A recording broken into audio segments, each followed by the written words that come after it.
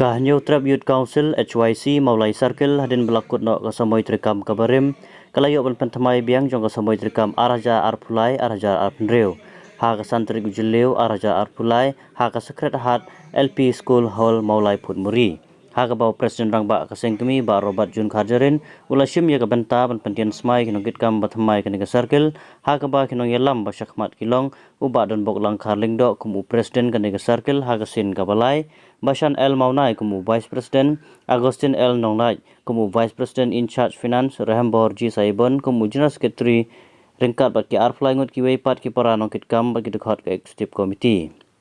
Haga negasngi ladan langruk ki para nongkit kam keseng kemi kentup ya G. Francis Maulong Organizing Secretary, UN Lang Sawian Education Secretary CEC, Yohun Mishela ASEAN Education Secretary CEC, ki riurak ba ki kena school bat kiwei ki belasyak hot ngobha.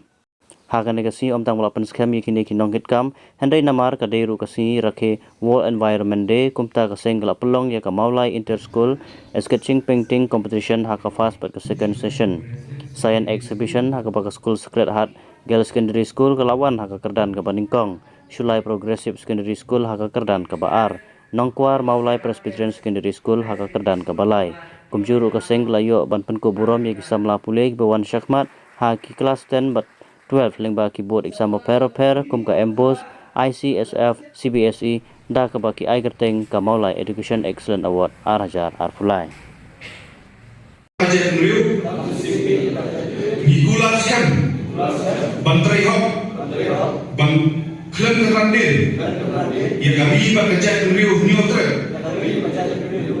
Lengba Nyotre Youth Council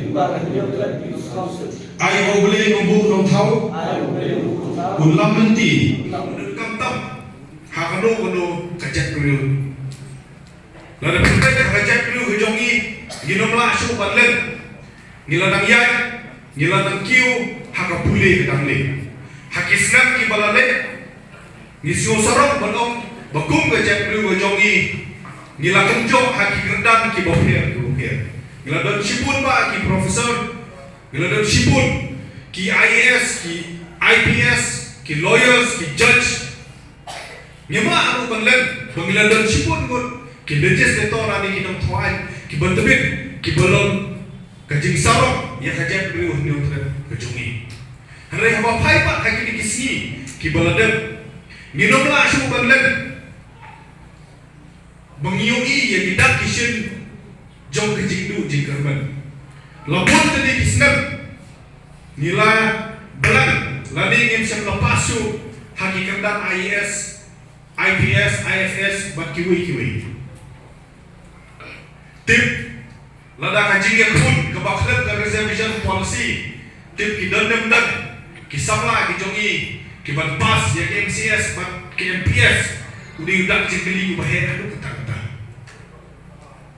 hak sensar hadar leh Niyoi haki di kisni Bahaga jebru kejongi Nila kamjit Yaki businessman Nila kamjit Yaki conman Nila kamjit Yaki wei yaki beriu Ki bomdang yang ta Ke quality haka leadership Ban yaki beriu Ki bomdang Yang kata Ke qualification Kapabiang Belong ki nong sensya Haka jebru kejongi Nata kadau What happened ya keren?